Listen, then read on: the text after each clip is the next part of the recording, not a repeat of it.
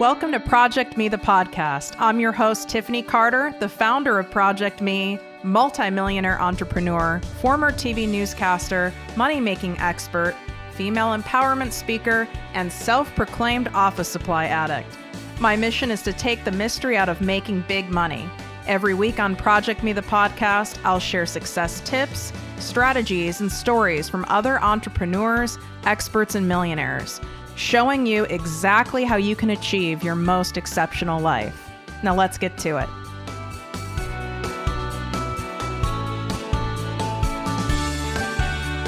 Are you tired of grinding away to make money, feeling like you need to clone yourself to make your business a success?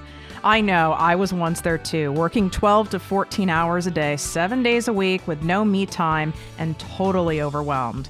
I knew there had to be an easier and more fun way to make massive money. And that's when I discovered passive income. Fast forward years later, and now I consistently make hundreds of thousands of dollars a year while I sleep and with little of my time. My Lord, is this a freeing and empowering feeling.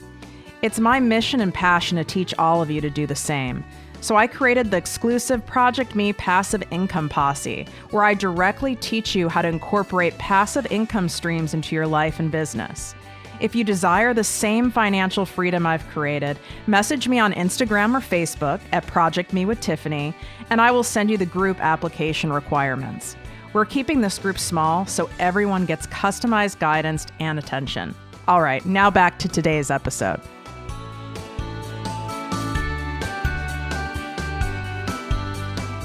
Welcome to the podcast and posse, ProjectME with Tiffany Carter. Hey guys, so I have on one of my dear, dear favorites that the universe brought to me. Tracy O'Malley is a multimillionaire entrepreneur, and she is a world-renowned recovery coach helping women recover from addiction. Now, here's the thing. I can hear some of you already going, oh, I don't want to listen to this episode. I'm not an addict, because you're probably thinking addict is like someone stumbling down the street or shooting up in an alley. But as Tracy will explain, and she is well known for saying, we are all addicted to something. So this is a show for everyone, and you need to listen to it. What's up, Tracy? Hi, I'm so excited to be here. And yes, you're right. We are all addicted to something, especially these boss babes that listen to you. So go a little further into what that means. We're all addicted to something, like, so that people understand what you mean by that addiction isn't as simple as drugs and alcohol. Oh, absolutely not. And well, shit, I've been through my, scope of addiction with all sorts of stuff. Anytime you're looking outside of yourself for something, for validation, for approval, to not feel, for all types of things, anytime you're looking outside of yourself for something, there is an addictive pattern usually tied to that. So part of, and we want to hear for sure some, your story, right? It's all of us have a story, and some of us, use that story after we've healed or after we've done the work in order to help others heal. So I know your story because I know you, but what's up? What led you to come here? Because this wasn't your jam before. You were like a hardcore workaholic building a network marketing empire. Oh, fuck no. This is the last thing I thought I would ever be called to do, to be honest with you. I was raised back in Chi-Town like you, where in an era that what happens in our house stays in our house, do as I say, not as I do, you're better seen than heard. That was the environment in which I grew up in. And that's really great in some ways and not so great in others. I developed a strong work ethic. I was resilient as fuck. I could adapt to any situation. Those are all really great things. And those were also things that became liabilities later on. Their survival, I know you talk about this a lot, the things that kept me alive in my younger years became my liabilities later, whether it was in relationships, parenting, marriages, work, anything. And, I learned very early on to, in order to get love, I bought into the belief that I needed to be perfect. My dad wanted a boy, and I clearly am not. And, I know you get this. He was like Archie Bunker type, no filter at all. Biggest heart of anybody I knew. But it didn't always translate that way verbally. And what I translated as him wanting a boy was, I am never going to be good enough to earn his love. So I proceeded from the age of about 4 or 5 on to be as perfect as humanly possible, short of having a penis, which is what he wanted, right? I was into sports. I was a great athlete. I was a good student. I didn't make waves. You would never even know. I was like this quiet little mouse, performing at high levels. And if I got noticed, then I even would sabotage that because that wasn't flying under the radar enough, right? And so I learned very easily and very quickly to become a chameleon to whatever situation I was in. And it's so funny. Today, people will see that skill about me where I can kind of read any situation at any time. They're like, oh my gosh, how did you learn that? I'm like, well, that is called growing up in an alcoholic home. Yeah, exactly. That is called needing to know what the temperature of the room would be the minute my dad's feet hit the floor so I could adapt and pivot in whatever direction I needed to keep the peace. And so that obviously went on. At the age of 5 was the first time I self-medicated with food, specifically sugar. It was my own sense of comfort. I ended up stealing food and getting caught for it and being exposed in the 5th grade from stealing food to comfort myself. And it was humiliating. When I turned 15 is when my first sip of alcohol came. And I knew I wasn't like the other girls that drank. They all went to the wine coolers in Zima, and I downed a... I'm laughing, you guys, because Zima was like my go-to in college. And for those of you who don't know what it is, it's like alcoholic Sprite. Okay, go ahead. Right. And this girl, of course, like a good Irish girl does, I go for the entire bottle of Southern Comfort, my very first experience.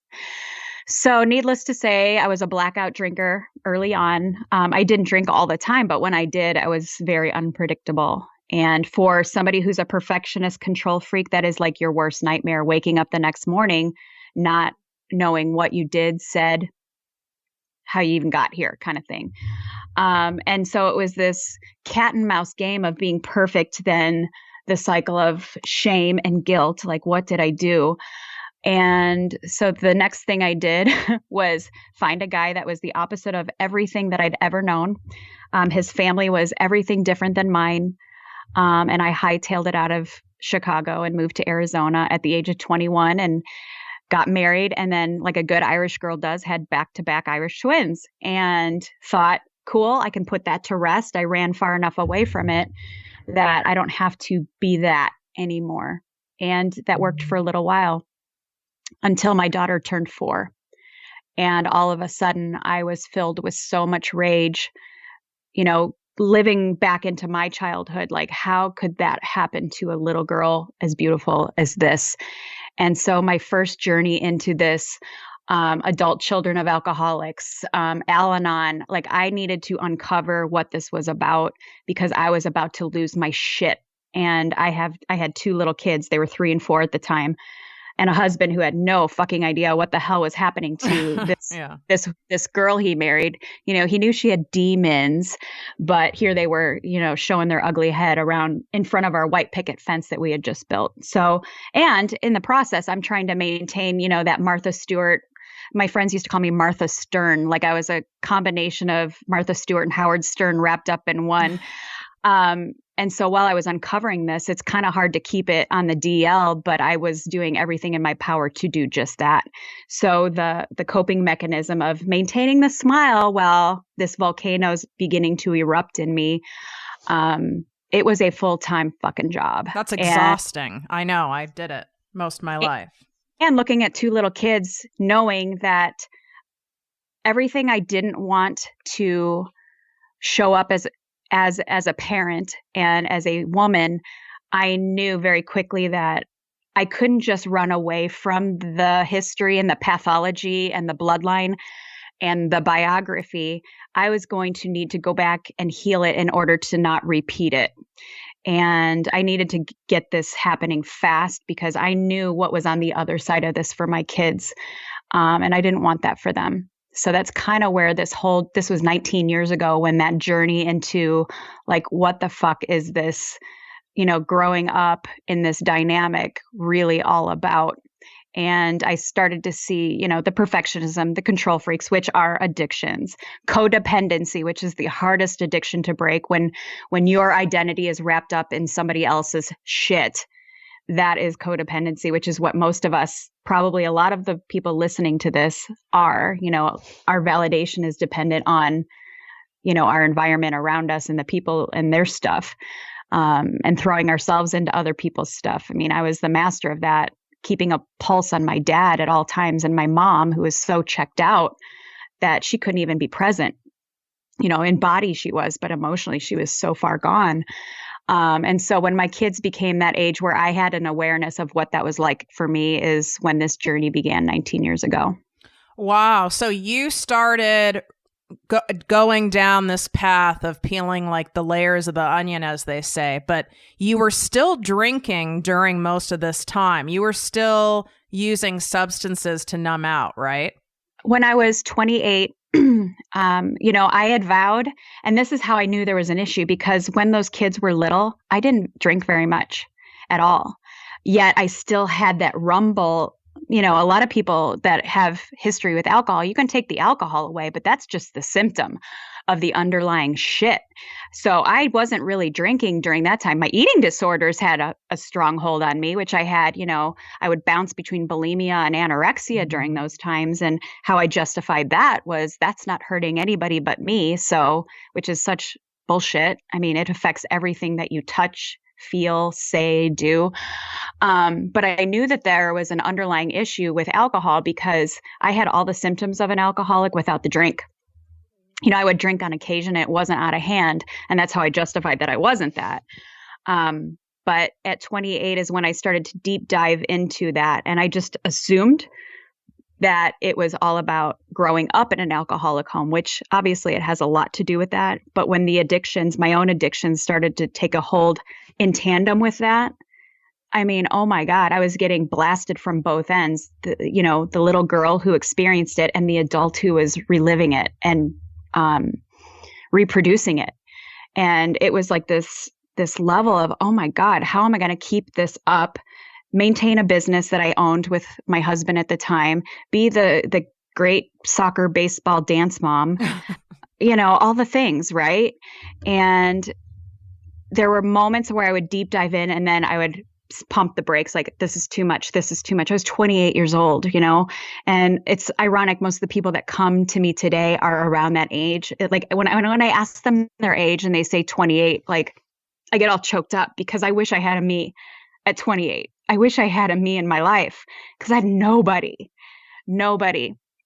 And, obviously it would take me another 12 years to really get it right and really be all in with this healing process. Because even in exploring what it was like to be a child of that, I mean, if I'm being truthful, I used it as an excuse to be an asshole. I was a victim and I didn't ask for that. And that's where a lot of people fall into this. I know that you've had experience with this. It's like, well, I have permission to be an asshole if you only knew what I grew up with. Mm-hmm. Right. And so then my power tripping, workaholism, like I thrived on making people ridiculously intimidated and uncomfortable by me. Yep. I thrived on it. In fact, like people walking on eggshells was one of my favorite things. And like knowing me today, I know that that's not me. But wow, that is just another symptom of the real issues going on in a lot of us. What did it take for you to go all in? Like you guys have probably heard the phrase like rock bottom. Like I know for me, about 4.5 years ago, I'm telling you, I was right, and I'm not exaggerating. I was either going to kill myself and had it all planned out, or I was in a full surrender. And thank God I didn't even believe in God, by the way. I believed in the universe. I thought God didn't have my back because why would God allow me to be sexually abused from 11 to 21? But I did believe in the universe. Thank God I believed in something. So I had to be at that point before I was ready to go all in. And I had all this therapy. So therapy wasn't all in to me. Okay. And I know you get that.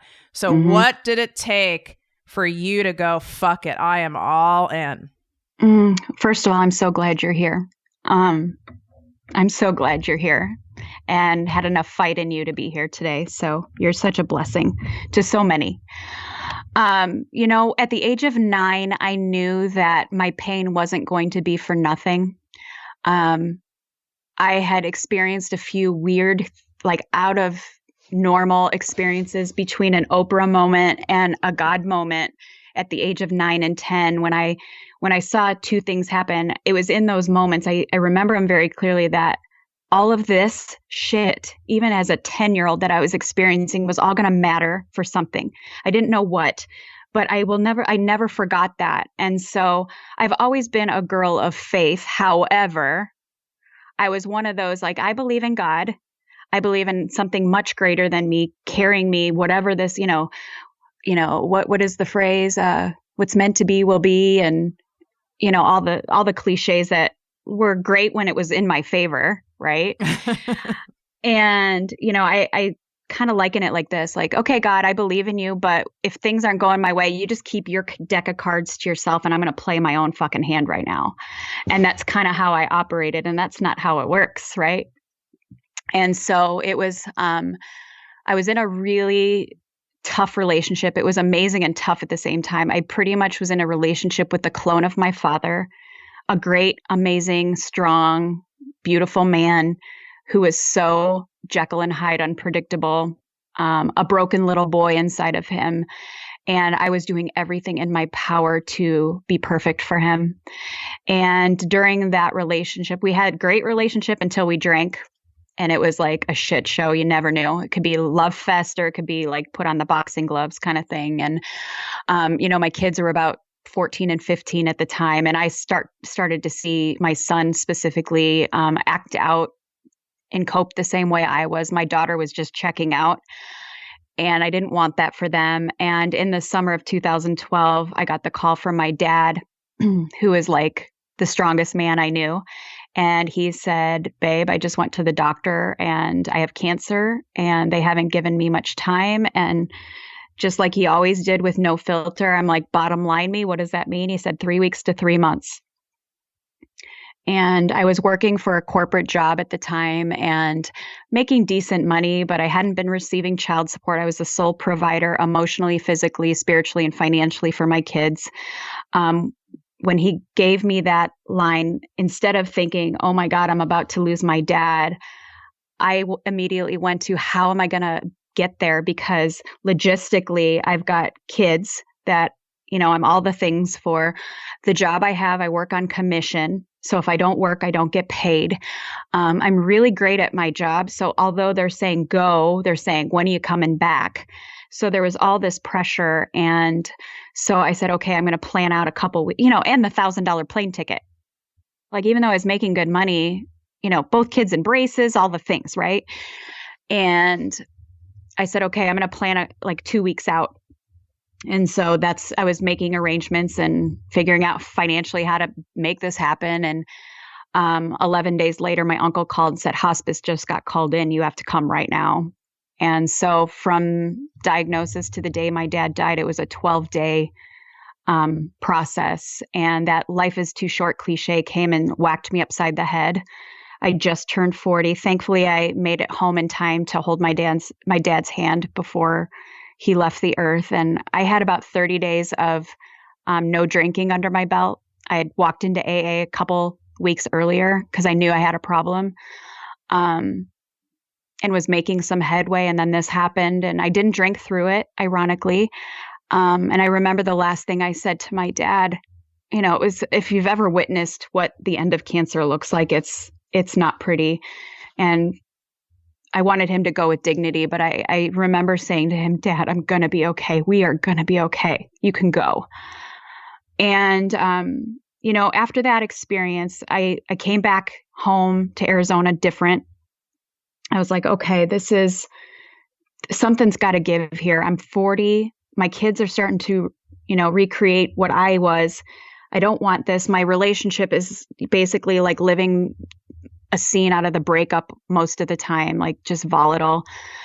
And, about 6 weeks later, I shut down enough. And the boyfriend's like, you know what? You've been doing so good. Why don't we go to Vegas? That sounds like a really great idea. Jesus Lord. Yeah, it wasn't a great idea, needless to say. And I had the worst blackout of my life that left me tucking and rolling out of a moving cab down Las Vegas Boulevard. And he left me there. And so I was kind of like where you were at. After that was obviously the last day I drank.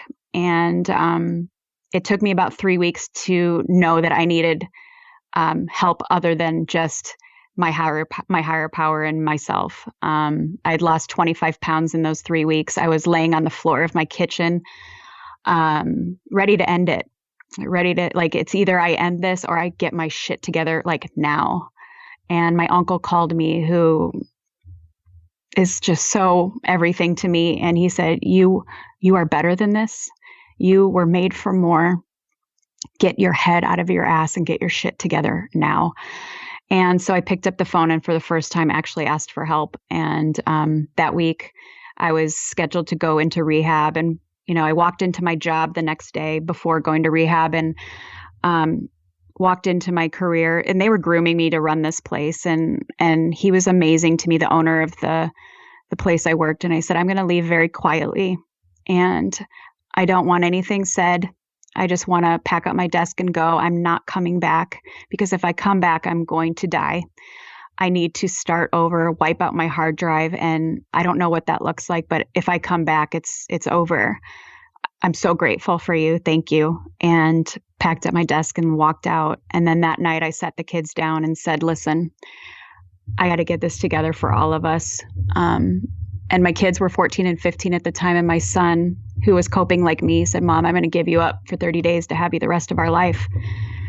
So hardest conversation I've ever had. And so after hearing how beautiful they handled that, I knew walking in the doors of rehab that I needed to put all the cards on the table, and I was going to take this shit like so serious and do whatever I was told, even though it's totally foreign to me being told what to do. And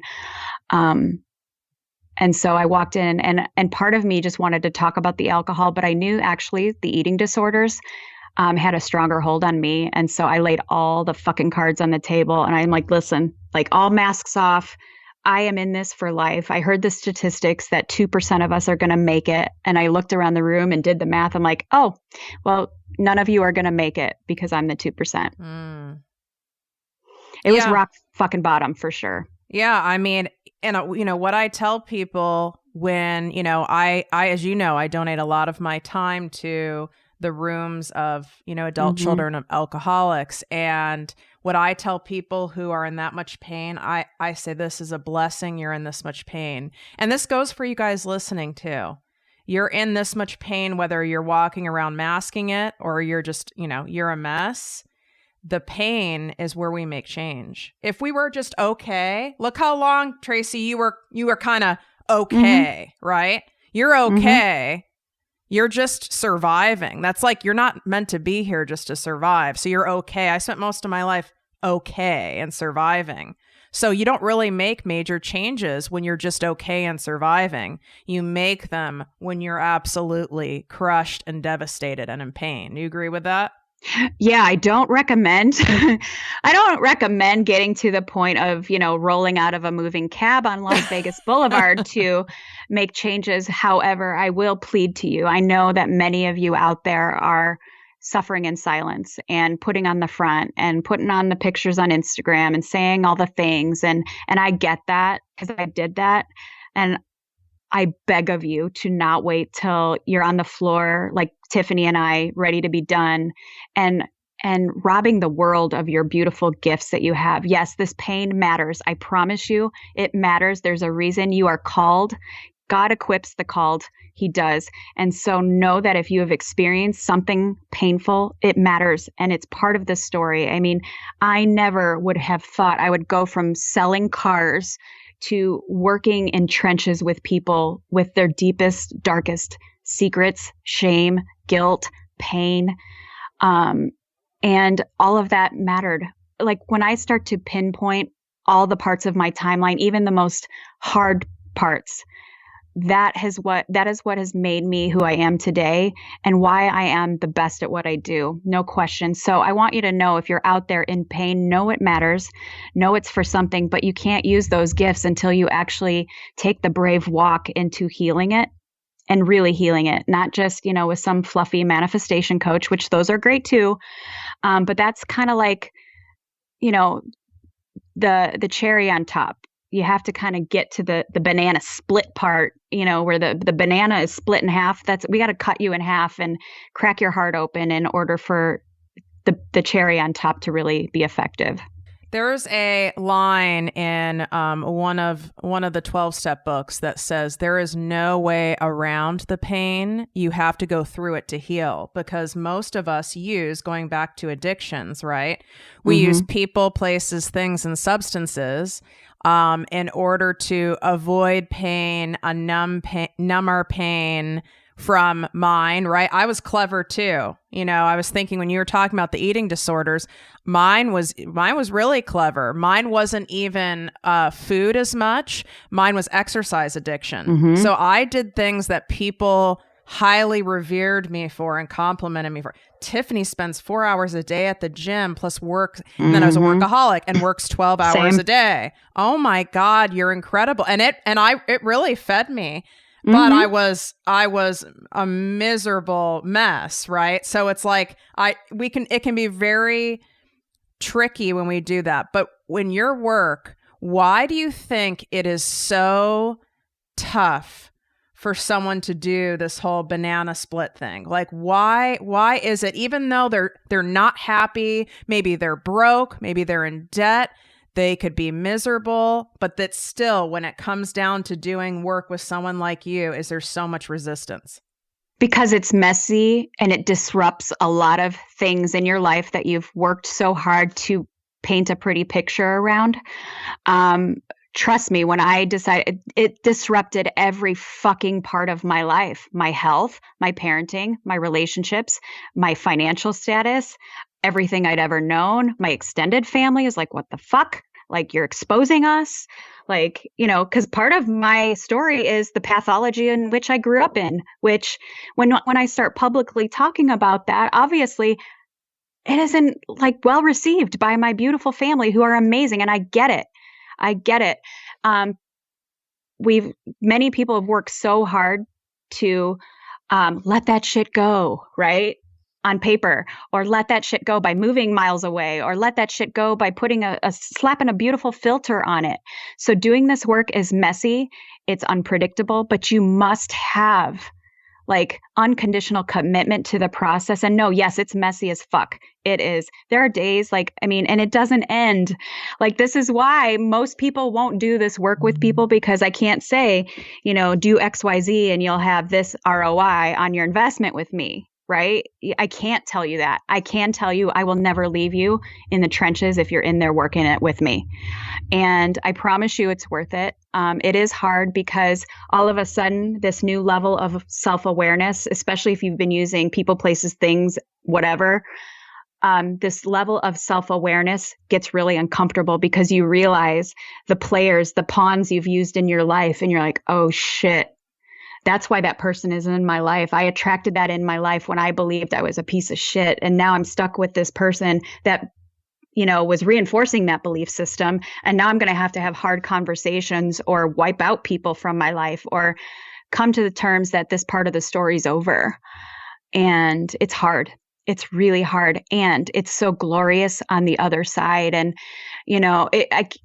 I could have never predicted. I mean, I'm Irish. I'm born to fight and drink, and I don't do either today.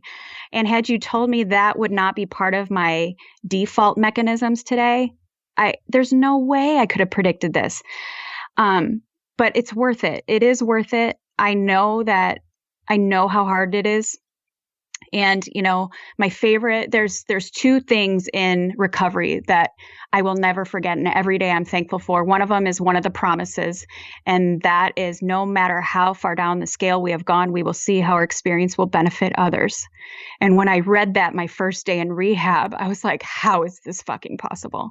Like, how is this experience going to benefit anyone? I feel like I've destroyed everyone. So that was the first thing. And sure enough, within a few months, I saw how my experience could benefit others. It was happening in my own home. My son stopped twitching like he had Tourette's because of anxiety. My daughter started being home more because she wasn't running. That's how it was experiencing. That experience was benefiting others.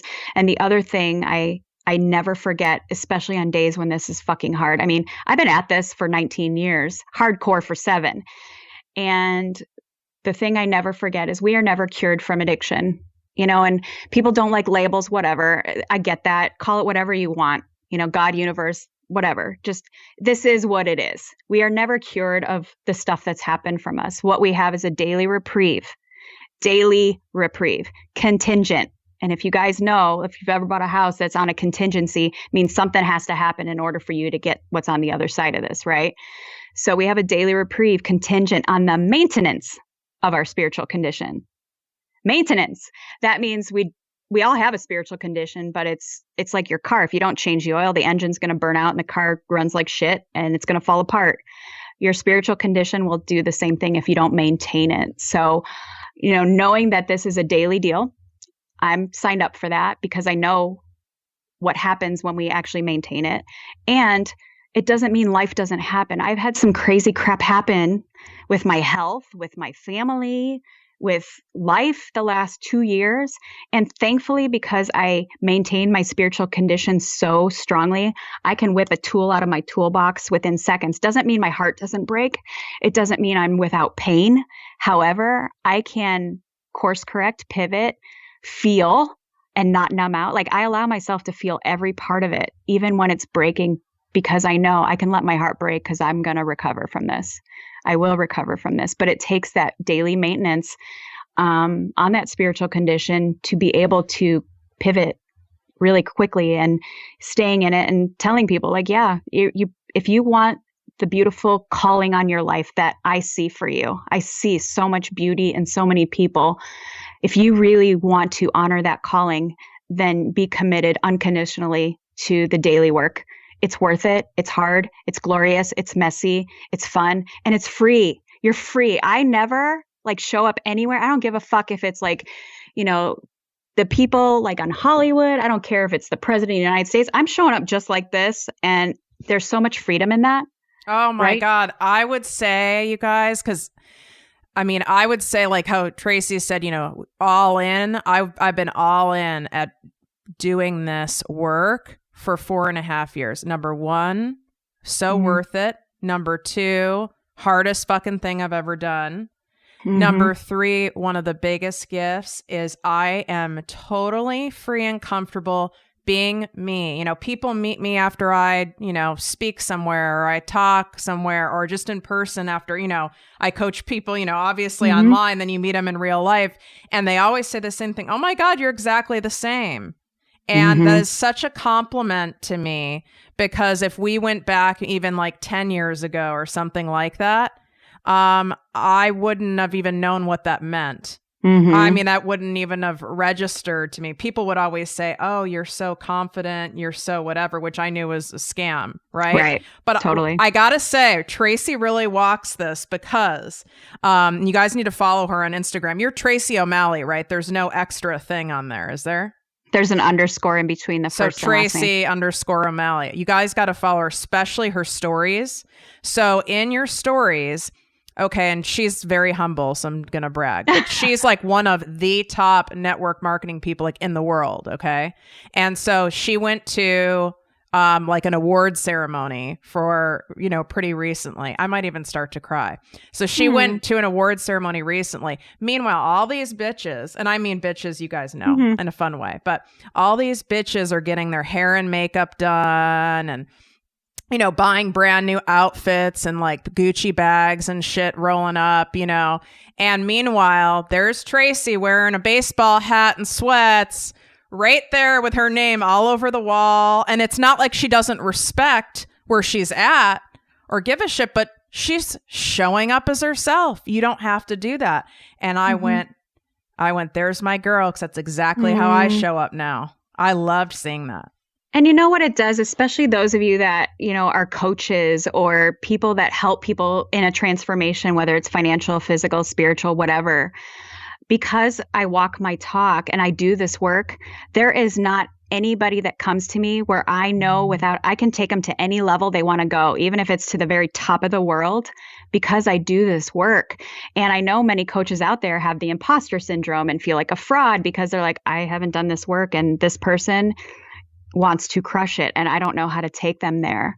And they're like, I could be working with, anyone. I could work with anyone today and know that I've got every tool that they would ever need to get wherever they are called to go, because I'm in the trenches every day. And I can confidently say that. So it's easy to show up in sweatpants and a baseball hat because I know I don't need the approval. And, next week I have a pretty big, huge thing that's like, had this happened even 2 years ago, I'd probably be losing my shit inside. Like, oh my God, I got to get my hair done and the nails. I mean, my nails are ratchet and I don't care.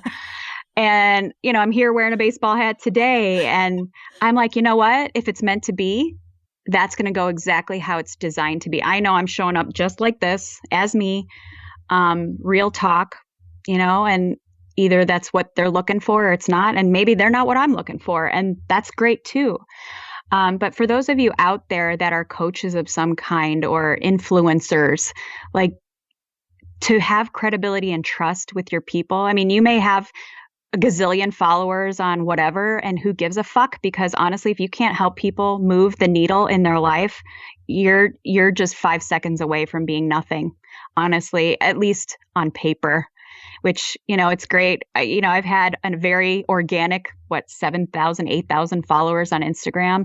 And it's so funny because I get overlooked for people that want me to shout out their shit, which is fine because I don't shout out anybody's shit unless I love it. So they could pay me millions of dollars. I don't care. I don't fucking care. Like, I'll shout you out to the day I die because I fucking love you. I don't need affiliate. Like, I get affiliate marketing and it's great, but like, I want people to know, like, I love it because I love it. Yeah, don't send Tracy some sunglasses or blue light blocking glasses. It ain't happening.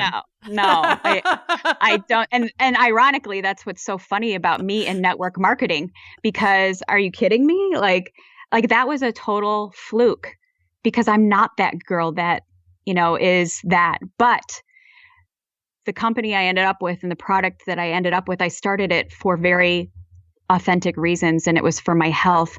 And I felt the transformation within me, and I knew that it was just a tool to help me guide them in transformation. And it became the tool that gave me a platform to help people in the trenches, which then became, what this is today. And honestly, when my health took a shit, like, thank God for that network marketing company. Thank God for their products that kept my body. It was the only thing my body didn't reject.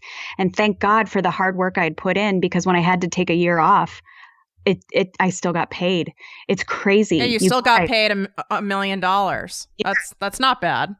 No. And I was able to like go rogue with my healthcare and, pay out of pocket $200,000 in medical expenses that insurance wouldn't cover. Yeah. Cause if you have any sort of, if it's a hormonal imbalance or it's not a disease that, checks off the box of where they can put a number on it. Cause I get it. I've probably spent around 200 as well. Mm-hmm. And thank God I have the funds to be able to do that, and you as well. I have a question for you, because a lot of my audience is they're in a spot where they're struggling and they're putting it back on them. I call it a shame hit almost. Okay. Mm-hmm. I go after shame hits to this day, but I can catch myself now. And let's just use network marketing as an example, since, obviously you're one of the mm-hmm. best. So they start at a network marketing company, and they might, have a little traction in the beginning and then nothing. And it's like, and they feel they're trying all the things, and they're listening to their I don't know all the terms. I think it's called like upline or some shit. Mm-hmm. But they're listening to their upline person or whatever, or their group, and they're doing every single thing. They're being a good student, and they're still not getting anywhere. I believe, right, it has nothing to do. Then they leave that network marketing company thinking it's a network marketing company to go to another network marketing company. And the insanity continues. Well, number one, I used to do this with men. And I'd be like, oh, it's that guy and it's that age group. And I'm not going to date Italians anymore or Geminis. So then I'd go to like the whitest guy you could find that's like almost translucent. And then that didn't work. And so the United Nations, occurred. So what do you think? What do you think it is that is going on? Obviously, everyone's unique, but what do you see with working with all these people is a common factor when someone's not gaining any traction, although they're trying everything, in like network marketing as an example? Well, and it's interesting because there are even those that have traction that they've hit the rank or the title, but if we actually asked what they make, they would be horrified. But they hide behind whatever rank they hit, which can be manipulated in most companies. Let's just be real. Like most people are chasing, something that looks good on paper, right? And the problem with this, and it's so funny that you brought up the upline because I was, oh girl, this is so good. This is so fucking good. So, on paper, I was the least likely to succeed in network marketing. I started my network marketing business not knowing it was network marketing first and foremost on the day I picked up my 6-month sobriety chip. So on paper, I was the least likely. I was that single mom that went to rehab that pretty much was the ugly redheaded stepchild in her town, because I was the only one kind of saying, I got a problem and I'm getting help for it. And everybody's like, oh, she's that one. Oh, poor her, poor kids, those poor kids, right? And here I come, 6 months sober, I had wiped out my entire social network locally. When you change your life, like I said, the reason why a lot of people don't do this work is because you got to change a lot of shit. And the people I'd been hanging out with, they're great people, but they weren't great for me. Right. And so that's a great time to start a network marketing company or business, isn't it? When I have no one in my life, maybe one person left. And the ones that are in my life are like, oh, let's see when the other shoe drops. Right. And so, I did not want to do this. I did not want to be in network marketing. I didn't, again, but I honored the calling. I knew that I was here for a reason. In fact, on that airplane ride back to see my dad before he passed away, I was sobbing, not because I was losing my dad, even because I knew that was going to happen. That was out of my control. But I prayed like ugly snot bubbles coming out of my nose prayers, like, please, God, put me in a position or an opportunity where if I need to be called to be somewhere, I can just go. I don't have to think about it. And ironically, 6-7 months later, Isagenix pops up, which was fine. And I was like, this isn't what I had in mind, God. Like, this is not what I prayed for. And so you have to be careful about what you wish for, because it almost always shows up in a package and wrapping paper you do not want. But I honored that prayer, and I decided that this is what I was going to do. I knew that I had a goal. I knew that this was a way to freedom. Just time and money. So I had that goal up there. And I think where a lot of people make the mistake, Tiff, is they have that goal and they're so fixated on it for them that they forget about loving, serving, and caring for people. And I knew it was there. And, Zig Ziglar says, you help enough people get what they want, you will inevitably have what you want. And so even though my goal was there and I was about a month in, and that boyfriend of mine walked out on me, like without warning, I literally came home and all his shit was gone. The dog was gone. He was gone. He left the bills for me, though, which was great. We lived in a house together. So my heart was broken. The kid's heart was broken. And 2 days later, I went to an event. I was a month into network marketing. 1 month. Like, that was my only income at this point. Because after rehab, I didn't go back into the car industry. and headhunters were after me. So I was like, is this really, am I going to be a network marketer? Really? And I sat at that event and, I walked in like broken. And by the end of it, I was like, oh no, I'm fucking bulletproof. Like this is going down. I learned systems and tools. Like systems and tools are duplicatable. People are not. And I think when people are so fixated on an upline who is usually filled with so much fucking ego, and if you don't do it their way, then you're outed and, shamed. Right? Which is what started to happen with me. I got really good. All of a sudden, some of my upline woke up and they had lots more money in their account, and they were like digging to figure out where it came from because nobody knew who I was. And so they started digging and figured out, oh, fuck, this is where all this money's coming from. So pounced on me, like, let me teach her the real way. I'm like, clearly, I kind of know what I'm doing. And I started to get this uneasiness. Like, even though I didn't know network marketing, this woman was telling me a way to do it that didn't feel in integrity. And so I would challenge her. And at about 3 months in, she had me training in front of this room of hundreds of people, none of which were mine, but they were hers. And she kept interrupting me. And I was drawing out like the compensation plan. I was only 3 months in. I could do it in my sleep. And she kept interrupting me. I'm like, do you want to come up here and show them how to do this? And she's like, ugh. So she shamed me, like, don't ever do that to me. I make this much money a month. I said, well, if you base success on that, then I'm not the girl for you. And shortly after that, I said, you know what? God is my fucking upline. I do not lean into anybody else. God is my upline, and I am doing this the right way with integrity. She had tried to shut down my business a couple times. And as soon as I broke free from her, my business exploded. And so I think people are so locked into being coachable. However, if you ever have that feeling like this doesn't feel right, it's not. And don't ignore it. And so I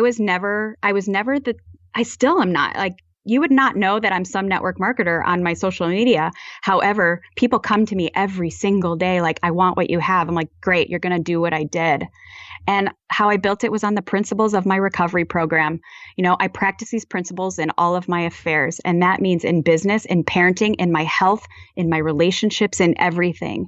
And so when people would ask me my secrets, yes, I have the systems and tools that are bulletproof. Anybody could do it. And I do things with integrity at all times, even if it isn't in my favor.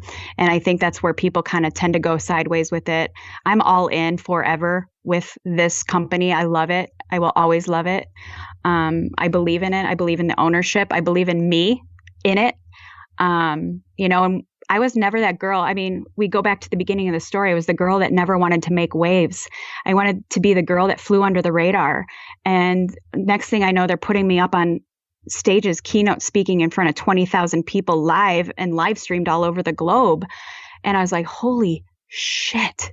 Like, but when the calling is calling, my friend, you have to honor it. And if things don't feel right, it's not your confidence. It's like, no, that gut instinct is telling you something. And I spent 40 years ignoring the gut instinct because it didn't fall in line with what I had pictured things to be. And, 7 years ago, I quit doing that. And since then, ironically, everything has fallen into place. And what I will say about our health, because I'm sure I think this is really important that you and I kind of like touch on this. If you are having health things, a lot of that has to do with these emotions that you haven't quite worked out yet. And, about 2 years ago, I legit had planned my own funeral because my health had taken such a turn. And even though I'd worked through so much, again, I was raised with the suck it up, power through, resilient as fuck, which is really great. However, my body had been trying to tell me things all along that I was ignoring. And so much so that it completely shut down on me. So if you're having those things happen and you're one of these boss babes or whatever, this work that I do is more crucial than you can even imagine for your own physical health, financial health, spiritual health, and relational health, to be honest with you. It's so important. If I had a you and there was access to you or I knew of you, oh my God. But you know what? I don't know if I could have heard you because I was so stuck in my addiction of judging myself based on my net worth and my title and etc., that I don't know if I could have heard you, which is why I feel I had a health crisis.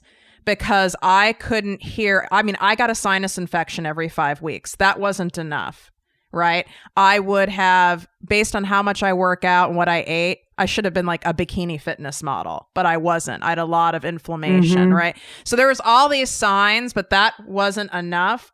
God had to have me damn near flatlined for me to go, holy shit, I have to totally change my life. So what do you do now? Because that's still in us, you know, like you said, like, it's still in us. So what do you do now when you kind of start noticing yourself going a little veering off track, going sideways? What do you do? Well, you know, this is the problem with personal development, unfortunately, is we think we can mindset our way out of everything. And you can be Tony Robbins as fuck and still, like, I promise you, like mind, body, and soul, like I believe our soul is in our gut instincts, right? And all the mindset work that we get from personal development is great. I mean, it almost reinforced the power throughing things kind of stuff, but I kind of skipped the whole body is the compass of all of that. The body houses the mind and the soul. And if I realized that I was ignoring all the signs, like the pains in my shoulders, the hip pain, you know, that I would just shrug off or like stretch or let's do some more yoga. So even though my mind may be saying one thing and even though my instinct may be saying something, if the body is saying, whoa, whoa, whoa, whoa, whoa, we're not doing Soul Cycle, we're doing a yoga class instead, even though that doesn't fit into my fun schedule or my desire. Like the body comes first. The body is the compass that allows the mind and the soul, and it's never wrong.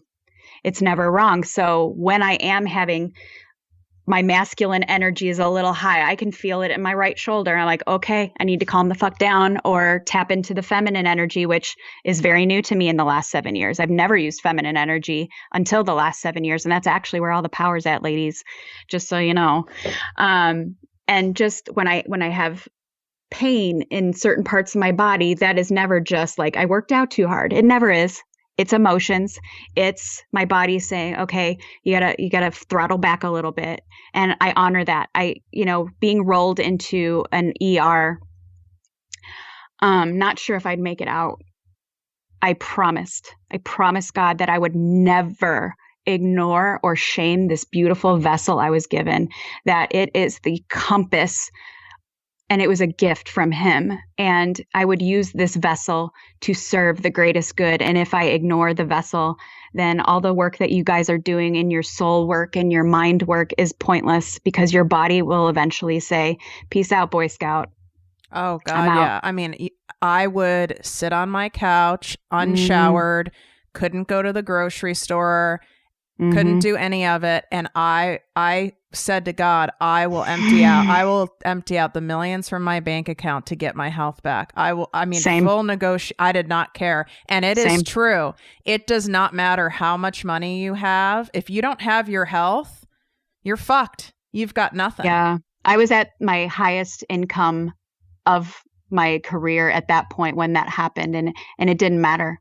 It didn't matter how much money I make or how much people loved me. My body was like, no, I mean, I didn't work for almost an entire year. And I'm the type of girl that works 13 days after giving birth. Like, that's who I am. Like, for me to take a year off in that season of silence, although I wouldn't wish it on anyone, and I'm sure you wouldn't either, it was the most refinement I've ever had in my entire life. And that is why I'm doing what I'm doing today, because had I just been kind of muscling through and doing the do and making the millions, I would have missed the miracle. I would have missed the miracle. Amen to that.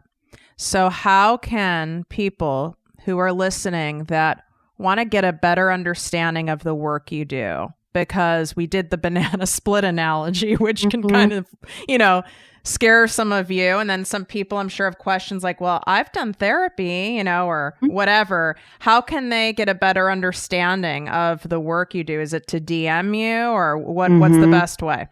This kind of work, it's hard to articulate in an Instagram post or even an Instagram story or even on a freaking sales page website. Like, let's just be real. I hate all the fucking things. So honestly, I really do, because there's no way to say this is what I can do with you until we have a conversation. So So I know many of you are out there saying exactly what Tiff just said. Like, I've done therapy. Trust me, I went through 9 therapists. They're great.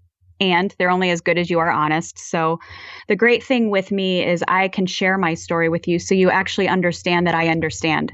Where with therapy, you can't always get that experience. Definitely serves a time and a place. However, if you're in a place where you are sitting here listening and there is a rumble in you, and a volcano ready to erupt, but the whole world doesn't have any idea, that is exactly the person that should reach out to me. Let's have a quick conversation. You can check out my website, but it's shit. I don't like technology and all the things. It's fine, but it doesn't really. Don't you guys fucking love Tracy? I mean, it doesn't explain like what I can do with you. Let's just have a real talk. And I'm confidential too. I'm not the coach that most people will say they're going to shout out that they're working with me. Because if you're working with me, we all know what's up and it's good. Yeah, exactly. But it means that something fucking amazing is on the other end of working with me. That's for sure. So you guys, she's at Tracy_O'Malley. Okay. So hit her up. And if you loved what you heard and learned today, take a screenshot right now. So take a screenshot and then share in your Instagram stories, Facebook, and your feed, and tag Tracy_O'Malley and myself at ProjectME with Tiffany. This way we know that like this message was heard and you guys get it. You got something out of it. And that's the whole point here. Otherwise, Tracy and I just had a fun conversation with ourselves. That's all. I'm always down for that with you. Me too. I could talk to you for hours. Love you. Thank you so much for coming on. My pleasure. Absolutely. Love you. Love you.